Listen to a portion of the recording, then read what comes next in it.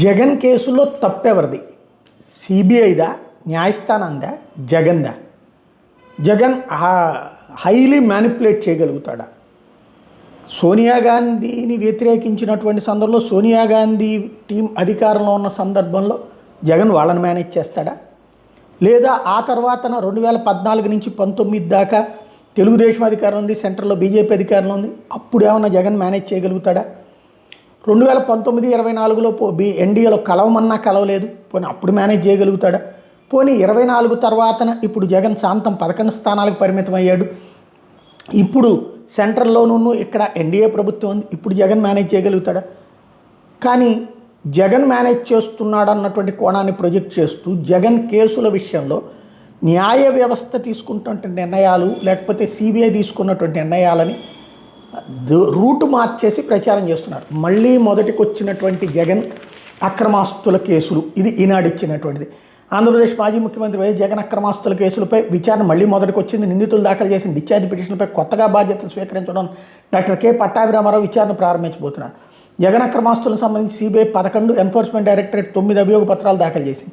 ఈ కేసులో నిందితులుగా ఉన్న జగన్, విజయసాయిరెడ్డి, ధర్మాన ప్రసాదరావు, మోపిదేవి వెంకటరమణ, సబితా ఇంద్రారెడ్డి, గీతారెడ్డి, ఐఏఎస్ శ్రీలక్ష్మి, మాజీ ఐఏఎస్లు మన్మోహన్ సింగ్, శామ్యూల్, బీపీ ఆచార్య, వెంకటరామరెడ్డిలతో పాటు పారిశ్రామికవేత్తలు పెన్నా ప్రతాప్ రెడ్డి, ఇందూ శ్యాంప్రసాద్ రెడ్డి, రామ్కి అయోధ్యరామరెడ్డి, ఇండియా సిమెంట్స్ అధినేత ఎన్ శ్రీనివాసన్ తదితరులు సుమారు 130 డిశ్చార్జ్ పిటిషన్లు దాఖలు చేశారు. వీటి మీద విచారణ పూర్తి అవడం లేదు.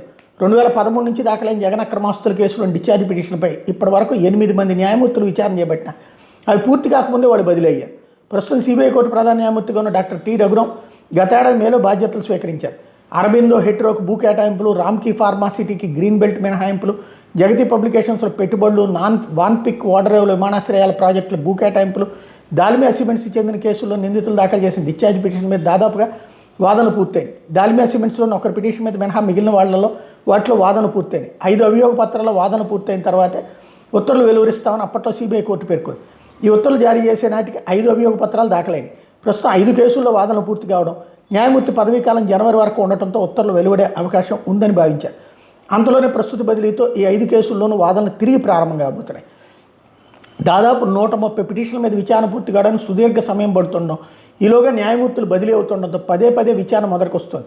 ప్రజాప్రతినిధులకు చెందిన కేసుల విచారణలు తీవ్రమైన జాప్యం జరుగుతుండటంతో అశ్విని కుమార్ ఉపాధ్యాయ కేసులో సుప్రీంకోర్టు సత్వర విచారణకు మార్గదర్శకాలు జారీ చేసింది.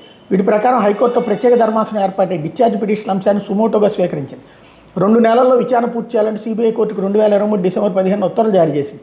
హైకోర్టు ఇచ్చిన గడువు 2024 ఫిబ్రవరి 15తో ముగిగి ఉండగా విచారణ పూర్తి కాలేదని సుమారు 13,000 పేజీల పత్రాలను పరిశీలించాల్సి ఉన్నందున మరికొంత గడువు కావాలంటూ 2024 జనవరి 30న హైకోర్టుకు అప్పటి సిబిఐ కోర్టు న్యాయమూర్తి లేఖ రాశారు.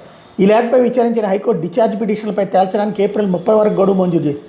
ఆ తర్వాత సిబిఐ కోర్టు న్యాయమూర్తి గడువులోగా విచారణ పూర్తి చేసి తీర్పు రిజర్వ్ చేశారు. తీర్పు వెలువరించాల్సిన సమయంలో 2024 ఏప్రిల్లో రాష్ట్ర వ్యాప్తంగా జరిగిన 41 మంది జిల్లా జడ్జీల బదిలీలో భాగంగా సిబిఐ కోర్టు న్యాయమూర్తి కూడా బదిలీ అయ్యారు. బదిలీ అయిన వాళ్ళందరూ మే 1లోగా బాధ్యతలు స్వీకరించాలని ఆదేశాలు ఇవ్వగా అప్పుడు సిబిఐ కోర్టు న్యాయమూర్తికి మినహాయింపునిస్తూ మే 1న రిలీవ్ కావాలని హైకోర్టు ఆదేశాలు జారీ చేసింది. అనారోగ్యం కారణంగా ఆసుపత్రిలో చేరడంతో తీర్పును సిద్ధం చేయలేకపోయినట్టు ఆయన హైకోర్టుకు లేఖ రాసి రిలీవ్ అయ్యారు. అనంతరం వచ్చిన డాక్టర్ టి రఘురాం డిశ్చార్జ్ పిటిషన్పై తిరిగి విచారణ ప్రారంభించి రోజువారీ విచారణ చేపట్టారు. ఇతర కేసులు విచారణ పూర్తయిన తర్వాత ఈ పిటిషన్ల మీద విచారణ చేపడుతూ వచ్చారు. చివరికి ఇప్పుడు ఇది మళ్ళీ వాయిదాలు పడుతూ వచ్చింది.